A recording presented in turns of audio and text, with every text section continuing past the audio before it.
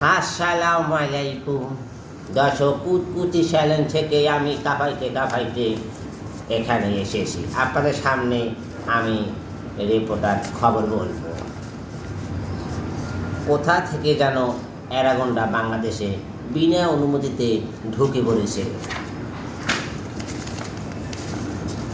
আরও বিস্তারিত আছে। অনুমতি ছাড়া ঢোকার পরে আমাদের রিপোর্টাররা তার সাথে কথা বলেছে।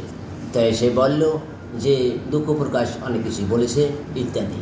তারপরেও যে বাংলাদেশের ইলিশ নাকি তার কাছে খুবই সুস্বাদু। সে আরও বলেছে যে ইলিশ কি ইন্ডিয়া ভারত চলে যাবে, আমি কি মোটেও পাবো না। সেই জন্য সে অনেক দুঃখ প্রকাশ পেশ করেছে। বরিশাল নতুন বাজার 4 রাস্তার মোড়ে একটু ডেঙ্গু মশা আহত, শেরেবাংলা মেডিকেলে তাকে ভর্তি করানো হয়েছে।